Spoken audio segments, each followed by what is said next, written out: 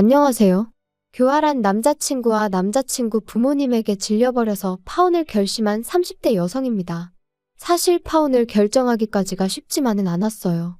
머리로는 파혼을 해야 한다 생각하면서도 그래도 연인으로서 같이 보낸 2년의 세월을 생각하면 한 번 더 기회를 줘볼까 싶기도 했고, 한편으론 지금 헤어지면 어느 세월에 누구를 또 만나서 사랑을 하고 결혼을 꿈꿀 수 있을까 하는 두려움이 있었거든요.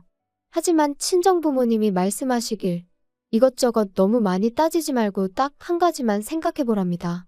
이 결혼을 하면 제 자신이 행복할 것 같은지 말이에요. 그리고 그 질문만 놓고 머릿속을 정리하니 대답은 아니다였습니다. 거짓말이라는 게 한 번으로 끝나기가 어려운 일이니까요. 게다가 지금이야 헤어지자 한마디로 끝날 사이지만 일단 혼인신고라도 하게 되면 그때부턴 법적인 문제부터 시작해서 정말 골치가 아프겠더라고요. 그리고 무엇보다도 어쨌든 헤어질 수도 있다는 전제를 두고 생각하는 제 자신을 발견하니 우리 사이에 남은 희망이 없다 싶었죠. 그래서 남자친구에게 파혼을 통보했어요. 그럼 도대체 어디서 그런 인간하고 만났나 싶으실 텐데 남자친구하고는 술자리에서 알게 된 사이예요. 하지만 분명히 말해두고 싶은 건 일단 저는 술자리를 좋아하는 사람도 아니고 쉽게 사람을 만나지도 않습니다. 다만 그날은 동네 친구들이 모여 술을 마시다가 한껏 분위기가 고조되자 다른 애들도 부르자 어쩌자 그렇게 되었고 그때 저한테도 나오라고 연락이 온 거죠. 그리고 저도 평소라면 거절했을 텐데 어째서인지 그날은 딱히 할 일이 있던 것도 아니고 그래서 잠깐 얼굴이나 비추고 올까 하는 생각에 나갔거든요. 그런데 막상 도착해보니 저뿐 아니라 모르는 사람들도 몇몇 있었고 남자친구도 그들 중 한 사람이었지요. 이후로 얼떨결에 다 같이 둘러앉아 서로 통성명하고 애인 없는 사람들끼리 한번 만나보라며 시덥잖은 농담도 오가고 그리고 그날의 만남을 시작으로 남자친구와 저는 급속도로 가까워졌어요. 남자친구하고 저는 여러 가지로 통하는 구석이 많았지만 특히나 좋았던 건 대화가 잘 통했다는 거예요. 덕분에 아무리 회사에서 울적한 일이 있었다고 해도 남자친구랑 말 몇 마디 하고 나면 기분이 금방 나아지곤 했고요. 하지만 이제 다 끝난 마당에 이런 이야기를 한다고 무슨 소용이 있겠어요? 그냥 그렇다 보니 결혼 이야기가 나오기 시작했을 때도 어쩐지 당연한 수순으로 느껴졌다, 그거지요. 남자친구네 형편이나 저희 형편이나 크게 다를 건 없었어요. 양쪽 집안 모두 넉넉치는 않아도 부모가 자식에게 부담을 주는 상황은 아니었거든요.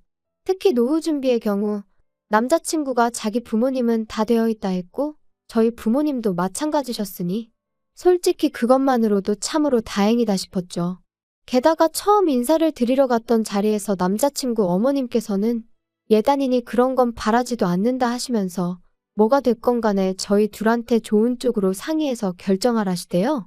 그래서 이때만 하더라도 제가 어디 가서 말은 안 했지만 내가 나름 남편복 시댁복이 있는가 보다고 믿었었네요.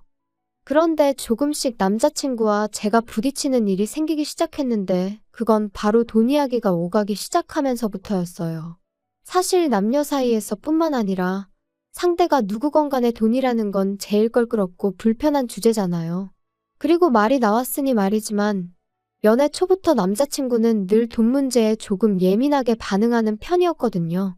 짠돌이 구두쇠는 아니었는데 언젠가 한번 제가 한 달에 얼마씩이나 모으고 있는지 카드값은 얼마나 되는지 물어봤더니 내가 빚을 지고 사는 것도 아니고 너한테 돈을 달라고 하는 것도 아닌데 왜 그런 걸 궁금해하냐면서 아무리 가까운 사이라도 서로 사생활 존중은 해주자 어쩌자 하며 기분 나쁜 티를 팍팍 내는 거 있죠?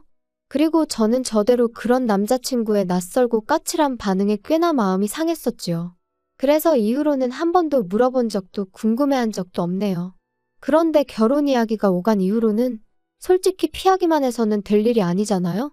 그래서 제가 연봉이며 적금이며 깔끔하게 서로 다 오픈하자 했어요. 그랬더니 남자친구가 또다시 때가 되면 어련히 말해주지 않겠냐며 짜증을 내는데 그땐 진짜 저도 좀 화가 나더라고요. 그래서 제가 이런 이야기도 편하게 못하는 사이에 결혼은 무슨 결혼이냐고 그럴 거면 다 때려치자 한 적도 있네요.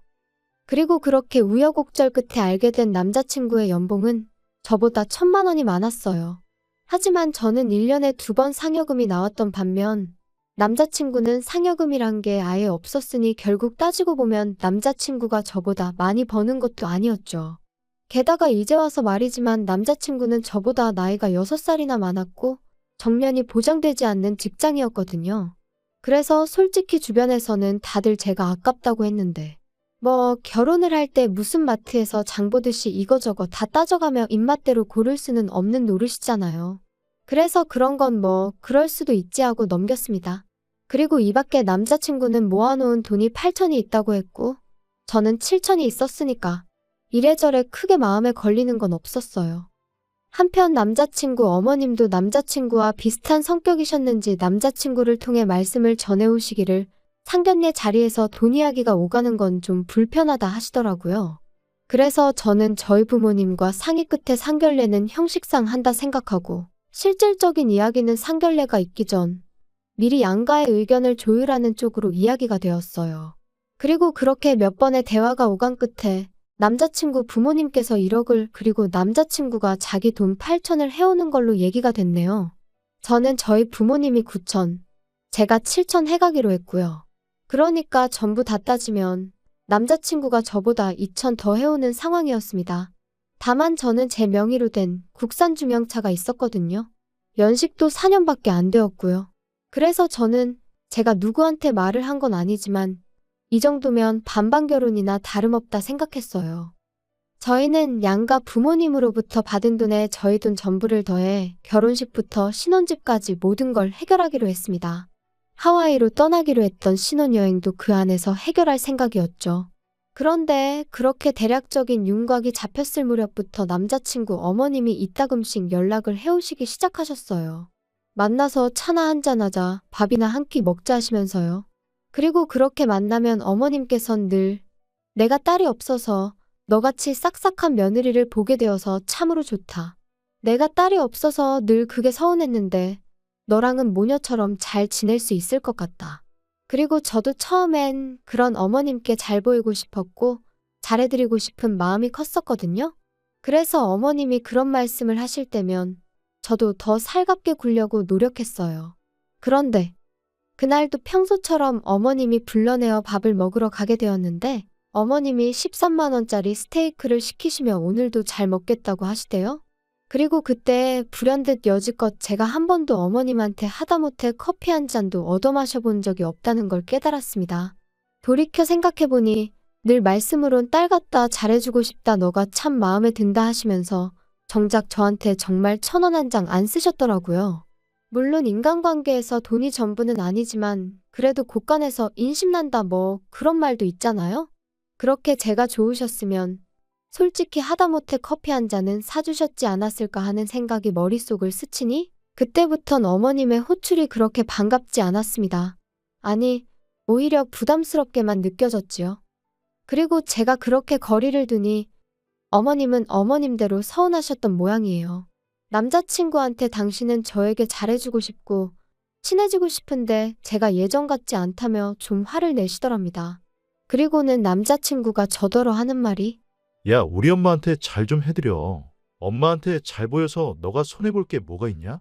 나중에 애 낳고 그러면 우리 엄마가 봐주실 거고 살림도 많이 도와주실 텐데 미리 점수 좀 따놓는다 생각하면 좋잖아. 갑자기 그게 무슨 말이야? 애 낳으면 우리 엄마한테 부탁드리기로 다 얘기된 거 아니야? 그리고 나 어머님한테 살림 부탁드릴 생각은 없는데. 사람 일이라는 게 뭐 마음먹은 대로만 되는 것도 아니고. 아무튼 난 네가 우리 엄마랑 잘 지냈으면 좋겠어. 그리고 그런 남자친구의 속내를 알아차리기까지는 오랜 시간이 걸리지 않았습니다.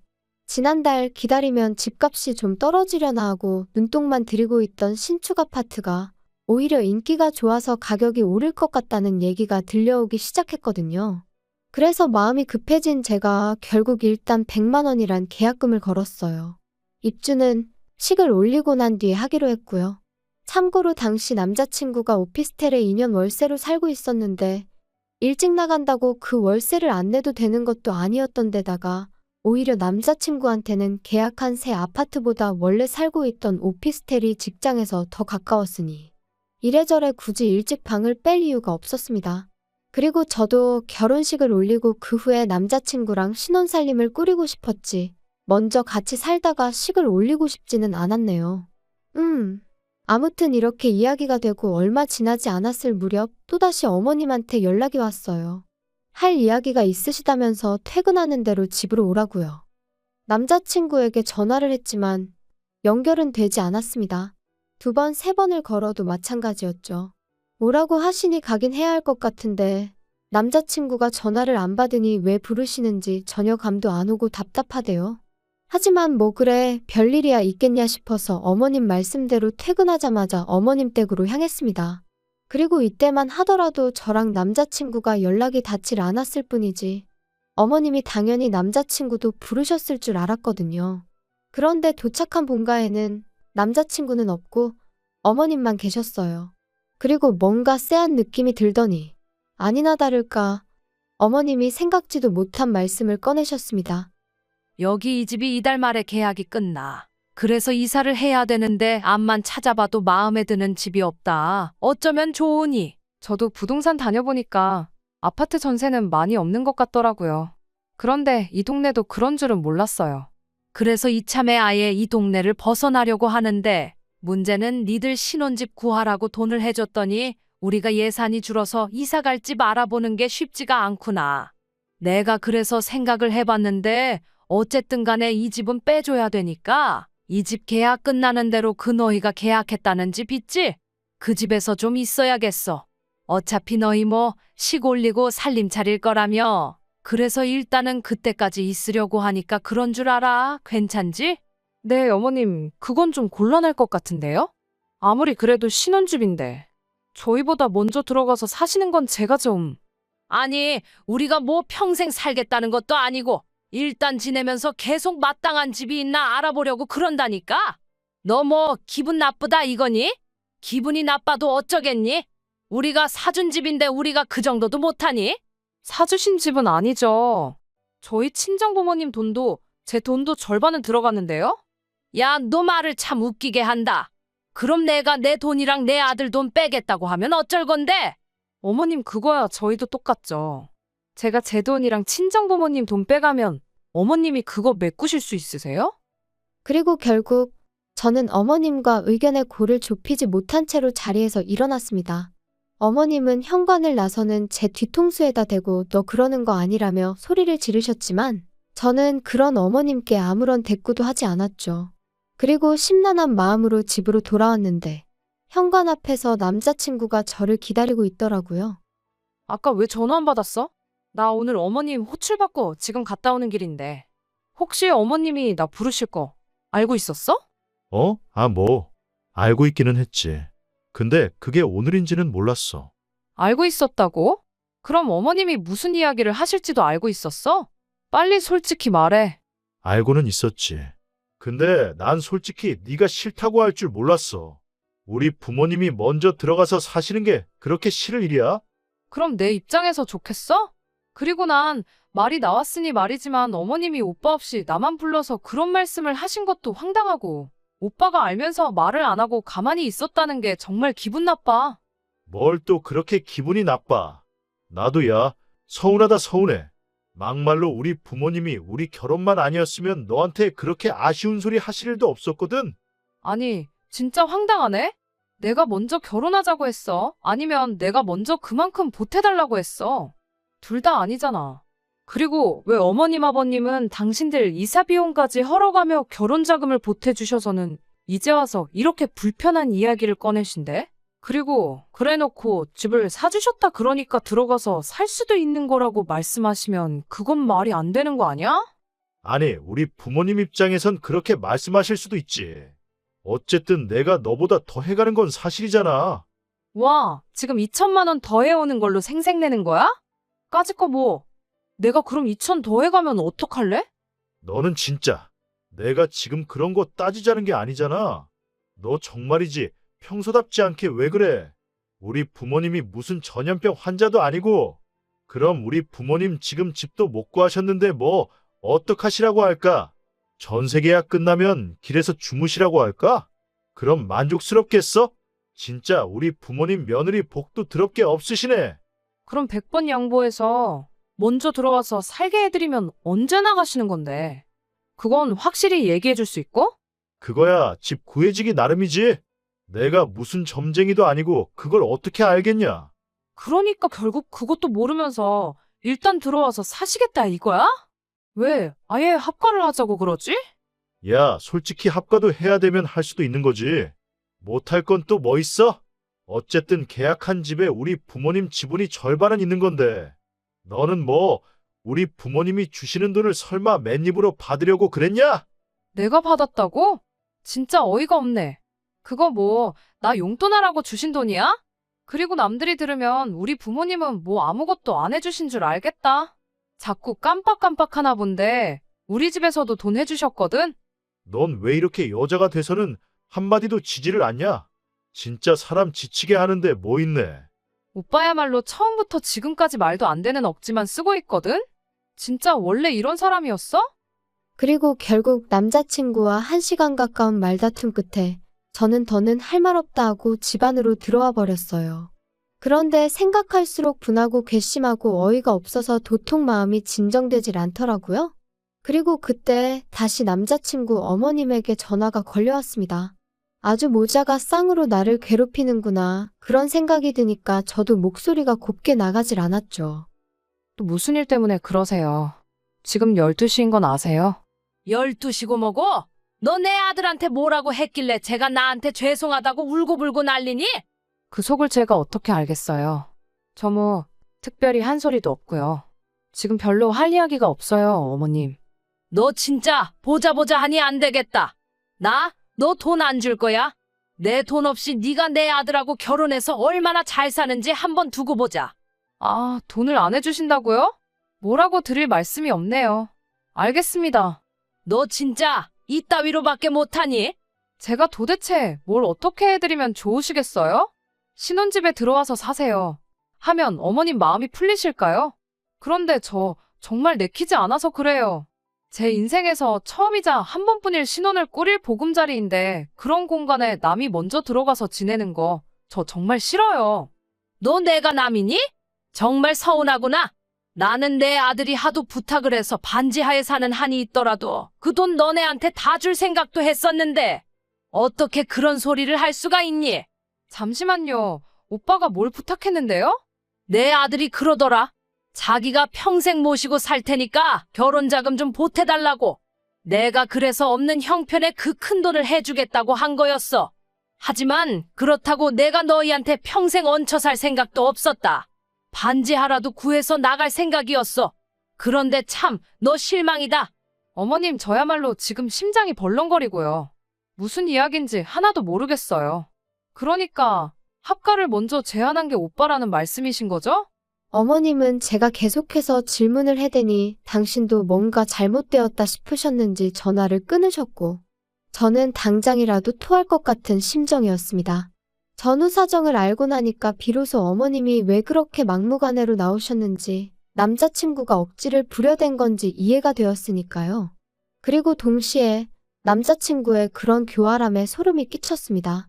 저랑 상의도 없이 합가를 조건으로 걸어가며 어머님 돈을 받아와 놓고는 마치 자기 부모님이 여유가 되셔서 해온 것처럼 행동한 것도 어이가 없었고 여러 가지로 남자친구가 저를 속였다는 사실이 도무지 받아들이기 어려웠달까요.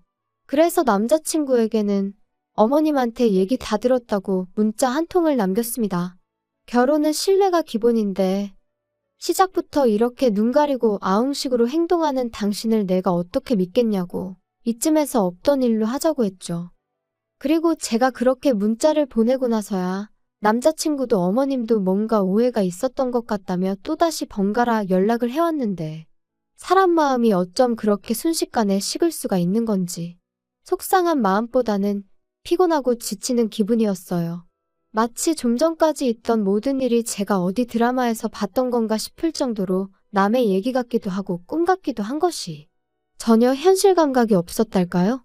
그래서 그냥 각자 갈 길 가자는 답장을 마지막으로 두 사람 다 차단해버렸습니다. 하지만 일단 지금의 상황을 이야기하자면 그날 이후로 지금까지 벌써 일주일이란 시간이 흘렀는데 남자친구는 여전히 한 번만 더 기회를 달라며 저에게 매달리고 있어요. 뭐가 아쉬워서 저러나 그건 저도 모르겠네요. 나를 정말 사랑해서 저러나 하는 생각도 솔직히 안 한 건 아니지만요. 하지만 이미 남자친구를 믿을 수 없게 된 이상 다시 만남을 이어간들 그게 저한테 무슨 의미가 있을까 싶네요. 저는 남자한테 집착하고 구속하는 그런 여자가 되고 싶은 마음은 눈꼽만큼도 없으니까요. 아무튼 지난 2년의 시간을 생각하면 억울하고 성질도 나고 사람 사는 인생을 정확히 수치화시킬 순 없는 일이지만 그럼에도 불구하고 제 인생을 쓸데없이 낭비한 것 같으니 말이죠. 하지만 한편으론 그래도 인생의 교훈을 얻었다 생각하려고 노력하는 중이에요. 거짓말에도 좋은 거짓말, 나쁜 거짓말이 있다지만 그건 하는 사람이 아닌 듣는 사람이 판단할 문제 아닐까요? 그러니 사람들이 섣불리 자기 합리화를 하며 거짓말을 하는 일은 없었으면 좋겠어요. 저도 남에게 절대 그러지 않을 거고요. 후련한 사이다는 아니지만 그래도 제 나름대로 할 말은 다 하고 헤어져서 솔직히 후련한 부분도 있기는 합니다.